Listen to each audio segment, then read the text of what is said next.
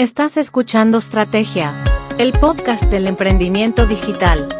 Entrevistamos a fundadores de startups y actores del ecosistema digital para visibilizar sus historias, éxitos y aprendizajes más relevantes. Ahora también puedes encontrar nuestros episodios en el sitio web www.strategia.co o seguirnos en Instagram como @strategiapodcast.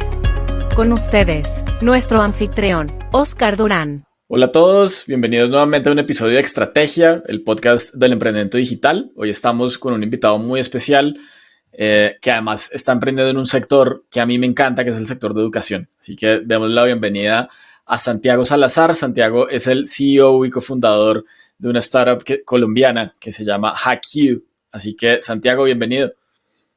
Un gusto, Oscar, y a todos los televidentes, las personas que nos pueden hoy escuchar, un placer acompañarlos. Súper, Santiago, pues empecemos y nos gusta siempre como que primero nuestro invitado se presente y nos cuente un poquito de su trayectoria, cómo llegas a este mundo del emprendimiento digital. Bueno, Oscar, yo creo que la historia es bastante larga. Pues yo empezaría porque yo pasé por 5 colegios. La educación para mí realmente siempre fue como un reto importante. Diría yo que fue como el mayor reto para emprender, ya que fuera del colegio hacía bastantes cosas. Yo empecé a emprender como desde los 15 años, pero dentro del colegio como que no hacía mucho fit. Particularmente a mí me encanta hablar y moverme y pues digamos que en el colegio eso no es tan valorado. Y en la universidad fue un poco similar. Yo en la universidad podía pasar 12 horas al día y prácticamente no iba a clases. Hacía de todo, menos estar en clases, pues emprendía, tenía proyectos y hacía mil cosas, pero realmente en la clase no le encontraba tanto valor a aprender y dejé la universidad. La primera empresa que tuve fue una empresa de alimentos, luego una empresa de formación. Y con esta empresa de formación nos salió un proyecto para irnos a Amazonas. Viví 2 años en Amazonas. Allá me escogieron secretario de Educación a los 22 años, pero como había dejado la universidad, no pude ejercer. Entonces, bueno, yo digamos que busqué como soluciones como para tener un poco de validación social y hice un máster en innovación. Y fue muy particular porque yo era un bachiller con máster en innovación. Y bueno, luego terminé la carrera virtual, digamos que más a las patadas como para darle gusto a la sociedad y que no se me cerraran las puertas que por cualquier otra cosa. Y pues ya en ese tiempo yo venía hace un tiempo trabajando en educación, como que después de tener tantas circunstancias en educación desarrollé una gran pasión por el tema y cómo cambiarle, qué proponer.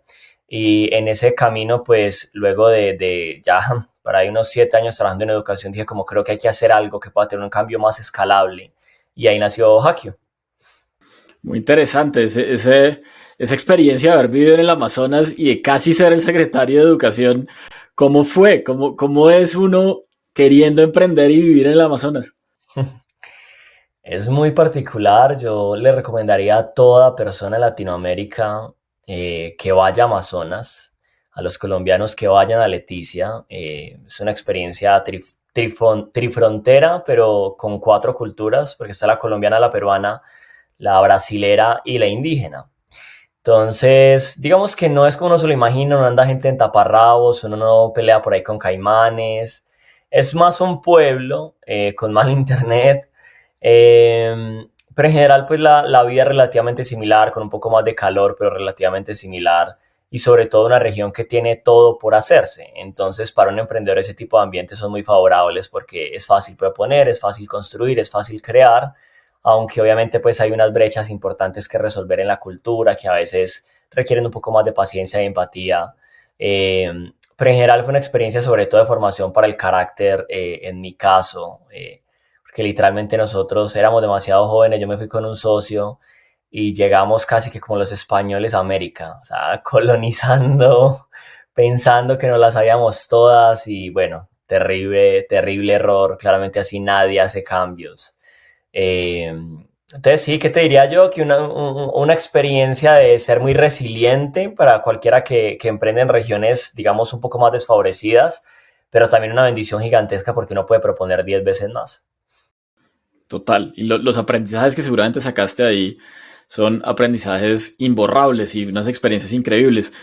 Entonces, esas experiencias, un poquito y tu pasión con la educación te llevan a HackU. Entonces, cuéntanos, pues, qué es HackU y cómo ha sido ese journey. Bueno, mira, pues yo llevaba, como te lo contaba, un par de años en la educación, había trabajado con docentes, rectores, estudiantes, con todos los actores de básicamente el ecosistema. Y yo me empecé a dar cuenta que aunque se crearan muchos procesos de aprendizaje, pues cuando vos impactabas 20 o 30 docentes, 50, 100 estudiantes, pues el impacto era mínimo. Más si querías un impacto a nivel nacional o global, era como insignificante. Entonces, justo en ese momento hice el máster en innovación y dije como, bueno, definitivamente necesito darle una nueva mirada a los problemas de la educación. Y dije como, bueno, vamos a procurar resolverlo desde el mundo de la tecnología, pensando en las startups y demás. Y en ese momento me encuentro con mi socio, que es mi primo.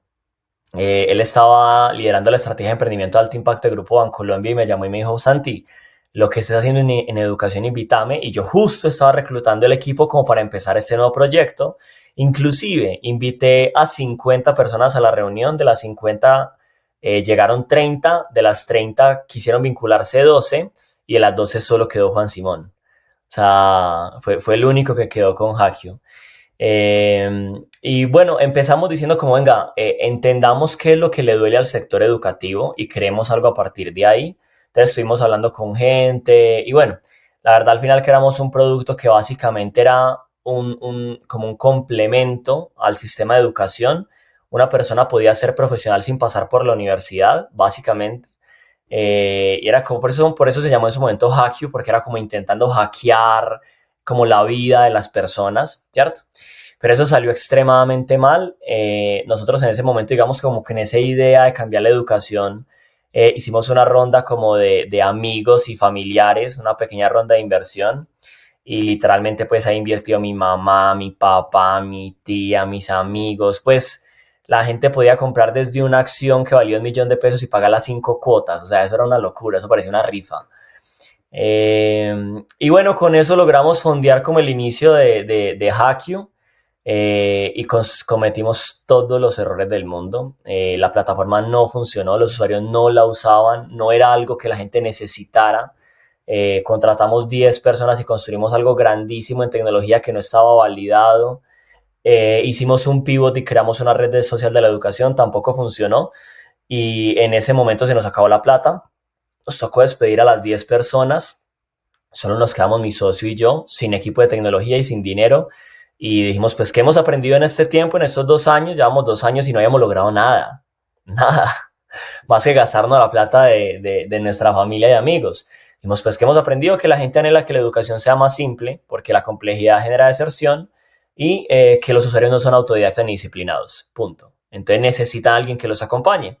Y creamos el HackU que hoy en día, digamos que algunos conocen, y es una compañía que envía cápsulas educativas directamente al WhatsApp del colaborador y acompaña a cada usuario con un coach educativo personal. Contenido de 10 minutos enviado al WhatsApp y acompañado por un ser humano. Básicamente eso es HackU, y eso nos ha permitido crear la experiencia educativa más simple del mercado que puede usar cualquier persona, sin importar su edad, su nivel educativo, su nivel económico, y esto se lo vendemos a las compañías para que eduquen a sus colaboradores. Qué interesante. Uno pensaría que la adopción de la educación por WhatsApp pues podría ser compleja. ¿Cómo ha sido un poquito como ese reto de hacer que la gente en una aplicación de mensajería pueda recibir contenidos y que efectivamente, digamos, los acceda y los use y los estudie y termine un poco esos módulos que ustedes les ponen para estudiar? Sí, Oscar, ve, nosotros también pensábamos lo mismo, pero lo que nos dimos cuenta es que el ser humano, por psicología y por su naturaleza, asimila lo que ya para él es cotidiano y familiar y rechaza lo que es extraño y complejo. Entonces, si yo te pongo a aprender a manejar una nueva plataforma, una nueva app, tu primera reacción es rechazarlo. Si te pido que uses algo que ya conoces, tu primera reacción es adoptarlo. Entonces, nuestras tasas de adopción fueron bestiales. Nosotros el año pasado crecimos mucho, la pandemia nos apalancó. El año pasado fue nuestro primer año comercial de ese tercer pivot y en ese año crecimos 100x, tuvimos más de 100x realmente, como 107x, tuvimos un crecimiento exponencial. Y hoy en día hemos enviado casi 1 millón de cápsulas educativas en 12 países. Y la realidad es que para el usuario se volvió tan simple aprender que nosotros decimos que nuestra ambición es que aprender se vuelva como lavarse los dientes. Que sea tan natural y cotidiano para vos que vos de un momento a otro digas como, uy, llevo 3 años aprendiendo, ¿y cuándo? Pues ya se te volvió tan simple y tan cotidiano que ni cuenta te das cuando aprendiste. Claro, total. Eso es muy interesante. ¿Qué tipos de clientes tienen? ¿Cómo es ese proceso un poquito como de abordar a un cliente que, por lo que entiendo, son empresas y decirle, oiga, pongamos a sus empleados a estudiar por WhatsApp? Sí, mira, es un proceso bien bonito, Oscar, porque ya nos pasa que algunas compañías nos buscan. Obviamente hay muchas a las que les llegamos. Nosotros nos enfocamos en trabajar con grandes grupos empresariales. Hoy en día trabajamos con Bancolombia, Grupo Bolívar, que es la vivienda, Argo, Sura, Postobón, Grupo Éxito, eh, Sura, entonces, Nutresa. Hoy en día, en general, trabajamos con los grandes grupos empresariales de la región, eh, abriendo relaciones comerciales en varios países de Latinoamérica, ahorita muy enfocados en Chile y en Argentina. Y básicamente lo que pasa es que nosotros llegamos donde las empresas y la necesidad es muy simple. Ellos no encuentran soluciones para llegarle a todos sus colaboradores, porque pensar realmente si un cajero, si una persona logística se va a sentir muy cómoda aprendiendo a través de una plataforma virtual. La verdad es que no, se sienten súper incómodos. Entonces ellos no encuentran soluciones para educar a esa población y pues cuando llega Hackeo es como, sí, es lo que estamos necesitando, sobre todo porque muchos ya han hecho experimentos de educar a través de WhatsApp y se dan cuenta que es un enredo terrible. Entonces dicen como, sí, es lo que queremos. Entonces vemos que hay una adopción interesante porque es un dolor real de las compañías. Qué interesante. Muy, muy chévere. ¿Qué planes tienen a futuro? Me decías ahorita que han enviado mensajes a más de 12 países, pero que un poquito de esos planes de expansión, ¿cómo están a futuro? Bueno, mira, nosotros en este momento, este año, tenemos 2 países en los que buscamos tener una presencia muy importante, que es Argentina y Chile. Aterrizar en ellos con una fuerza importante. Y el otro año, los países que más nos interesan son México y Brasil, que son, digamos, como las potencias de la TAM. Inclusive, pues, Brasil, perdón, para mí es otro continente. Debería existir Latinoamérica y Brasil, por su tamaño, su cultura, su idioma, todo. O sea, es prácticamente otro continente. Eh, y bueno, la meta realmente de nosotros es ser ese lifelong learner partner o ese socio de aprendizaje durante toda la vida de las personas para que aprender realmente se vuelva muy simple y muy cotidiano. Claro, total. Bueno, Santiago, hablemos un poquito del ecosistema como de educación. Uno normalmente pensaría que ya el ecosistema un poquito está como lleno de soluciones, ¿no? Entonces, como, ¿por qué meterse uno a emprender en educación? Mira, yo creo que si uno se mete a educación es porque de verdad le importa demasiado. Yo diría que es de los sectores más duros que hay para emprender. Yo jamás le recomendaría a nadie emprender en educación por negocio. Es un sector muy difícil porque es ir en contravía de la naturaleza de las personas. Las personas no aprenden por inercia, aprenden por obligación. Es diferente hacer deporte, a ver series, estar en redes, comprar comida. Tú lo haces por inercia, por gusto y disfrute. Aprender lo haces por obligación. Entonces es un sector muy difícil y en mi caso yo viví tantas cosas con el mundo de la educación que yo dije, yo en serio quiero cambiar esto. O sea, yo creo fielmente en que literalmente yo fui creado para hacer algo significativo por la educación y que todo lo que viví era para que a mí me importara la educación. Que yo dijera como, o sea, cuando tú has vivido muchas historias negativas en una industria, tú mejor que nadie conoces los problemas de ella y creas esa pasión por cambiarla. Y ese fue mi caso. Si yo tengo que cambiar esto, yo tengo que cambiar esto, yo tengo que cambiar esto, yo tengo que cambiar esto. No quiero que nadie más lo viva. Eh, y no me esperaba terminar en WhatsApp. O sea, WhatsApp no fue algo que yo decidí. Pues yo nunca dije a los 15, 18 años, yo sueño con tener una compañía que eduque a través de WhatsApp. No, jamás. pero la realidad es que eso fue lo que nos fue pidiendo el mercado y este mundo de emprendimiento se trata muy poco de lo que uno quiera y mucho de lo que el usuario anhela. Y en ese mundo del emprendimiento y sobre todo en educación, ¿cómo ves un poco a las compañías que están intentando hacer cosas en educación online? Porque veo uno muchísimas plataformas que hacen cosas similares, que utilizan los mismos canales, pero como que no se siente o no es tan fácil medir el impacto que esas plataformas están teniendo. ¿Cómo ves el ecosistema? Yo creo que, o creo no, el sector EdTech aún en Latinoamérica es un sector muy inmaduro, muy biche, apenas emergente. En el mundo el año pasado se invirtieron más de $6 billones en EdTechs y prácticamente el 90% fue hacia Europa y una parte de Estados Unidos. Latinoamérica es irrelevante, digamos que en esa industria. Entonces, hay unos actores que yo admiro profundamente, me parecen demasiado cracks, por ejemplo, los de Freddy y Cristian de Platzi, los admiro profundamente. Lo que han logrado las personas de LinkedIn Learning, que antes eran Linda, me parecen unos cracks. Creana con la democratización del aprendizaje me parece impresionante. Entonces yo creo que hay personas que están logrando hacer cambios muy significativos en el ecosistema, pero es desde afuera, no desde adentro. No conozco, digamos, un docente que haya hecho un cambio de adentro, seguro y los hay. Yo no los conozco mucho, o un colegio como que desde adentro se haya reinventado, y nuevamente seguro los hay, pero de pronto en este ecosistema de las startups no son tan visibles.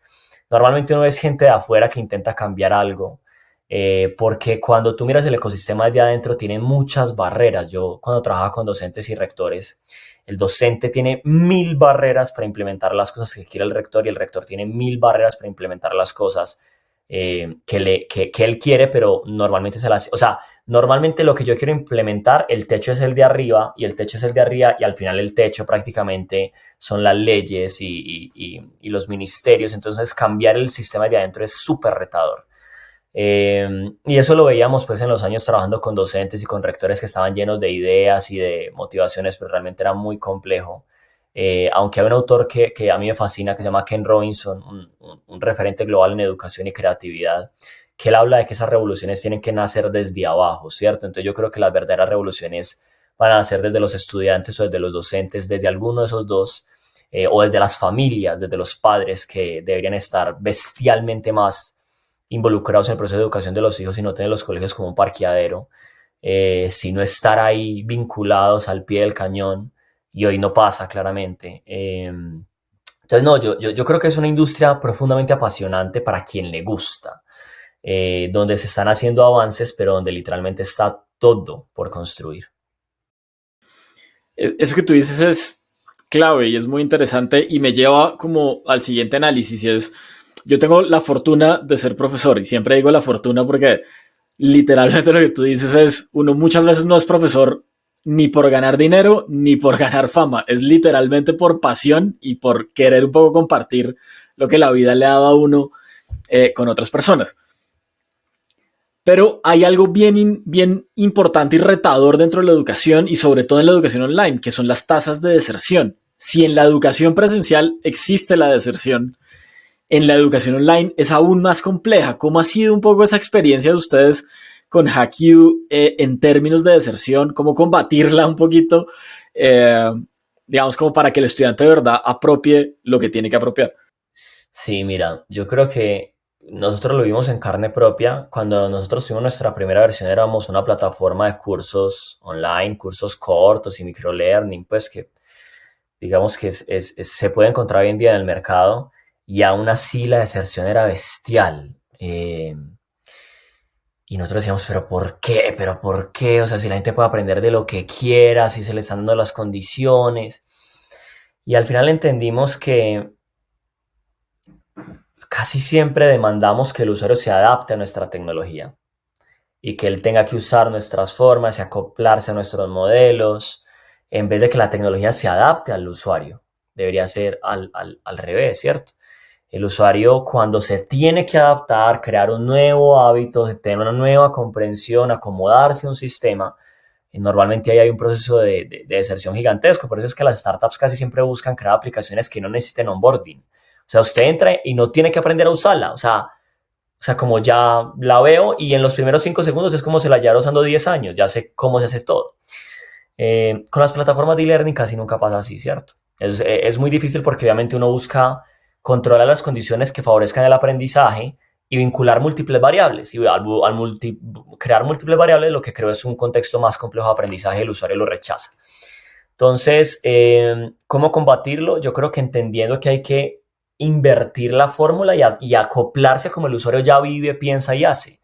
Y eso seguramente va a favorecer que la deserción mengue, además de reconocer que el usuario no es autodidacta y no es disciplinado. Mientras uno no se mentalice a eso, los usuarios van a seguir saliéndose. Porque usted va a decir, ¿por qué no vuelve? Porque no es autodidacta. Ya. ¿Por qué no ve contenido? ¿Por qué no hizo las evaluaciones? Porque no es disciplinado. Luche contra eso y está luchando contra la naturaleza de la humanidad. Pues por lo menos de los latinoamericanos. De pronto un alemán y un suizo, pues, el man rinde como un reloj, pero acá no. Entonces hay que comprender eso y crear productos a partir de esa realidad. Acabas de tocar un tema clave y que me encanta, que es un poquito como esa cultura nuestra como latinos, que evidentemente es muy distinta a la del norteamericano o a la de algunas zonas europeas, donde pueden ser un poco más estrictos, más rígidos con el tiempo y demás. ¿Cómo manejar un poco el contenido? Desde lo que ustedes hacen, ¿qué tipo de contenido como que se preocupan por generar para hacer que justamente la apropiación y la deserción, pues la apropiación sea alta y la deserción baja? Bueno, lo primero que hay que decir es que nosotros no creamos contenido. Nosotros tuvimos mucho tiempo ese debate y al final decíamos, la realidad es que si creamos contenido, ese contenido se va a desactualizar muy rápido y luego vamos a tener que volver a crear contenido y se va a desactualizar y volver a crear y no nos hacía tanto sentido a nosotros. Admiro a la gente que produce contenido porque está creando nuevo conocimiento, pero nosotros decimos que no iba a ser nuestro enfoque, sino aprovechar el contenido que ya está creado. Entonces nosotros aprovechamos más de 1 trillón de videos, blogs y podcasts que existen en la web, que es el contenido educativo más actualizado y de mejor calidad que hay. ¿Y qué tenemos a favor? Que ese contenido ya está validado de que a la gente le gusta. ¿Por qué? Porque tiene una cantidad de likes, de views, de shares. Entonces vos de entrada puedes decir, ya sé que esto gusta. O sea, ya está validado. Ahora, cuando vos creas un contenido propio, vos a lo mejor y traes un experto de la mejor startup de Silicon Valley, pero lo creas y no sabes si va a gustar. Puede que sea muy crack el man, pero puedes estar seguro de que el tema, el autor, el formato va a ser fit. A lo mejor y sí, porque hay unos muy cracks, pero puede que no. Entonces nosotros con los pocos recursos que teníamos decíamos, no, pues vayámonos por el que ya sí está validado. Y de esa forma el contenido nos aseguramos que tenga más apropiación, porque la probabilidad estadística de que un contenido que tiene 1 millón de views y 100,000 likes le guste a alguien es muy alta, porque ya le gusta a mucha gente. Total, total. ¿Qué concepto tan interesante? El de contenido ya validado por el usuario y además del canal, que ya hablamos, WhatsApp, demás, ya hay una adopción, pues también hay una adopción social del contenido que la gente va a empezar a consumir. Así es. Muy, muy interesante. Bueno, Santiago, hace 1 año y medio ya casi, como que nos cambió la vida a todos, ¿no? Porque veníamos bien y de repente para la casa llegó el COVID y cambiaron un montón de hábitos y un montón de, digamos, comportamientos, tanto de los consumidores como de las empresas. Ustedes que están un poco como en ese mundo de la educación corporativa, por decirlo de alguna manera, para las personas y los empleados de estas corporaciones, ¿cuáles son como los principales aprendizajes que han podido identificar de esas corporaciones o de esas empresas? Bueno, siéndote muy honesto, nosotros estudiamos mucho el tema y la realidad es que esto parece evidente, pero las compañías, y yo creo que una parte del cerebro o de nuestra conciencia, todos lo sabemos, las compañías que sobrevivieron a la pandemia fue porque se adaptaron. Y las compañías que se adaptan son las que aprenden. Y no es porque yo esté en el sector de aprendizaje, es porque es la realidad. O sea, si vos tenés una compañía que no es capaz de todos los días aprender algo nuevo, es imposible que te adaptes, porque adaptarse implica aprender algo nuevo. Si vos estás teniendo que entrar ahora al mercado de marketplace, a un e-learning, a una estrategia peer-to-peer, a lo que sea, quieres montar un esquema de growth hacking, lo que sea, tenés que aprenderlo y no solo vos, porque puede que vos seas un teso en el tema y tu equipo, todos los que están al lado, ¿qué? Entonces, si ellos no tienen una cultura donde todo el tiempo aprendan, te estancas y no te puedes adaptar.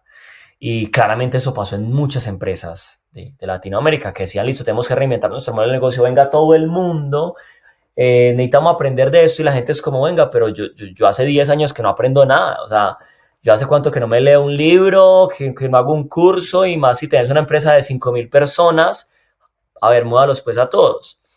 Entonces, la realidad de lo que nosotros vimos es que tanto para las personas naturales como para las compañías, los que realmente lograron aprovechar la pandemia o por lo menos sobrevivir a ella fueron los que tienen una cultura de aprendizaje para adaptarse.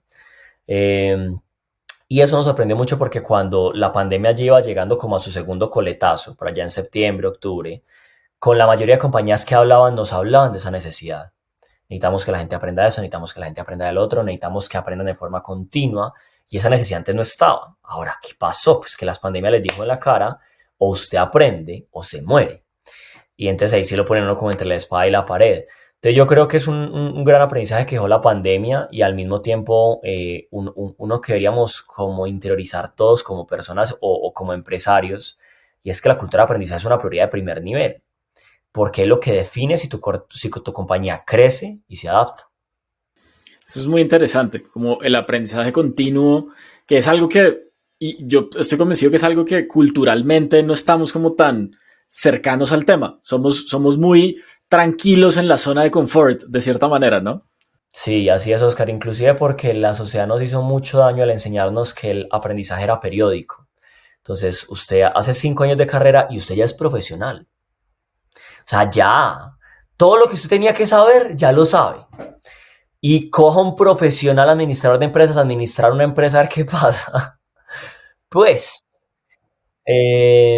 realmente no sabe hacer prácticamente nada. Ahora, usted es una persona de 35 años y hace una maestría en Harvard de marketing digital, la mejor del mundo, eso me dice cualquier cosa. Los profesores más cracks, está listo. Usted está ahí 2 años. Usted termina 2 años su maestría. Usted no tiene que volver a aprender de marketing digital. Al otro día no hay algo nuevo. Al otro mes no hay algo nuevo. Al otro año no hay algo nuevo. Entonces nos enseñaron cómo usted termina la maestría y usted ya llega a todas partes y dice, yo soy un máster en marketing digital. ¿Y hace cuánto hiciste la maestría? Hace 3 años. Eso no habla de su capacidad actual. Habla de su capacidad en su momento. Ahora, 3 meses después de hacer la maestría, ese man sí tiene todo acá. Pero 2 años después, no. Y la sociedad nos enseñó a aprender de forma periódica. Hackyu lo que quiere es lograr que las personas sean lifelong learners o aprendices durante toda su vida o aprendices continuos. Eh, Solo que, como lo decís, Oscar, culturalmente aún estamos muy lejos de eso. Claro, total. Pero creo que vamos en muy buen camino y con soluciones como HiQ seguramente nos va a ayudar mucho a eso, ¿no? Porque además es como un aprendizaje muy experiencial, muy en el día a día, en la vida, al final, ¿no? Así es, lo que nosotros buscamos es que vos aprendas una sola cosa al día, la vivas, y al otro día aprendas una cosa al día y la vivas. El microlearning es un tema que se viene hablando hace mucho y digamos que ya no es algo muy novedoso. Se sabe que las personas mantienen su concentración por muy poco tiempo, que la capacidad de memorización es mínima. Rolfo Ginás, que es un neurofisiólogo de la NASA colombiano, por cierto, demostró que, del 100% de lo que aprendemos, podemos olvidar el 93%. O sea, de lo que aprendemos memorísticamente, lo que memorizamos. O sea, es que yo siempre le he dicho, ojalá a todos los congresistas les hiciéramos un examen de ICFES para ver cuándo se acuerdan del colegio. Y eso nos demostraría que es que la gente no va a aprender tantas cosas durante tanto tiempo. Versus que si vos aprendes una cosa diaria, la vivís, una diaria la vivís, básicamente es la apuesta del microlearning. Obviamente vas a favorecer 100 veces más el aprendizaje. Totalmente. Santiago, ha sido una gran conversación, de verdad, que creo que compartir este tipo de experiencias es muy valioso para el ecosistema emprendedor en Colombia y en Latinoamérica. Uno normalmente encuentra mucho contenido en inglés, pero poco contenido en español y estas conversaciones con personas como tú, pues seguramente nos ayudan un montón. Un gusto, Oscar. Para mí es un placer compartir los errores porque, pues más que acierto, yo creo que uno acá tiene errores y pues desde ahí hablamos. Total, total. ¿Qué decirle un poco a los emprendedores? Digamos, tú estuviste en el Amazonas, viviste un montón de experiencias, pivoteaste 3 veces, que no es fácil para uno como emprendedor enfrentarse a que lo que había pensado en un inicio ya no funciona y tener que idear otra cosa. ¿Qué decirle a los emprendedores que están ahí con su proyecto sacándolo adelante? Oscar, yo creo que lo más importante es que no se enamoren de la solución. A nosotros nos costó con lágrimas y sangre aprender eso. La solución es lo menos importante en una startup, porque cambia radicalmente. Entonces, si vos te enamoras de la solución, estás destinado a morir. ¿De qué te tenés que enamorar? Del problema que tu solución resuelve. Y ojalá busquen un problema que sea un problema que arda, no un problema chévere de resolver, bacano, interesante, no, un problema que si la gente no lo resuelve, se muere. Si una startup, si una compañía no lo resuelve, se muere. Si una persona no lo resuelve, se muere. O sea, ese son el tipo de problemas que tenemos que buscar porque estamos llenos de problemas que son como, pues si lo resuelvo es chévere, pero si no, no pasa nada. Probablemente ahí te va a tocar de para arriba. Y si te gusta demasiado tu idea, ahí sí estamos re graves. A la idea hay que ponerla en un tercer plano. Yo quería una compañía 100% diferente a lo que hoy es día es Hackio. 100% diferente. Yo no quería trabajar para empresas, quería trabajar para las personas. Yo no quería hacer todo a través de una plataforma de otros. Quería una todo lo que usted quiera. Pero ¿qué? Importa 5 lo que yo quiero, 5. Importa lo que realmente la gente me dice, es que esto es lo que me duele. Ese último mensaje creo que es un perfecto cierre para este episodio, pero te voy a pedir que nos recomiendes además un libro. Sí, claro que sí, claro que sí. Yo creo que hay bastantes, pero uno que a mí me ha gustado mucho se llama Startup CEO. Básicamente es un libro creado para emprendedores o founders de primera ocasión o los founders que por primera vez emprenden, y les explican cómo funciona todo el mundo de la inversión, cómo nos deberíamos enfocar primero en el problema, cómo crearíamos equipos, las juntas, o sea, como que te dice, vea, acá como que le cuento una historia muy larga de forma corta y está creado específicamente para esos que emprenden de primera vez. Fue un libro que me iba a ayudar a entender mucho como el mapa completo, porque tristemente el mundo del emprendimiento uno va entendiendo mapas como por pedazos, como que entendés un pedazo, cometes un error. Ah, ok, era por acá. ¿Entendés otro? Cometes otro error. Ah, ok. Y después de 3 años, como que si ya medio lo veo. Y mentiras que no. Pero algo ya, ves, ese libro como que ayuda como a ver un mapa un poco más completo, muy para el mundo de las startups, sobre todo entendiendo el mundo de la inversión. Y es un libro que realmente a mí me sirvió bastante. Buenísimo, muchas gracias. Santiago, y nuevamente, de verdad, muchas gracias por habernos acompañado hoy en Estrategia. Creo que, como te decía, generar este tipo de contenidos y contarle al ecosistema las historias de emprendedores reales, no solo la de los grandes unicornios, a veces como tan lejos de la realidad de muchos emprendedores en Latinoamérica, pues también tienen mucho valor. Entonces, pues gracias otra vez. No, un gusto, Oscar. Gracias por la invitación. Y bueno, atentos a lo que necesiten. Pueden conocer más de Hackio en hackio.co. Estamos atentos a lo que sea y siempre hay un chat si quieren conversar, vivir el producto, contactar conmigo. Pueden encontrar como Santiago Salazar, creo que Monsalve está también mi apellido, en LinkedIn, y podemos conversar de lo que sea que necesiten. Un placer conocerlos a todos. Súper, y muchas gracias a todos por haber estado conectados hoy con Estrategia Talks. Nos vemos en el siguiente episodio y les recuerdo que nos encuentran en cualquiera de las plataformas de podcast o en nuestro canal de YouTube también como Estrategia Podcast. Entonces, muchas gracias y nos vemos. Chao. Chao.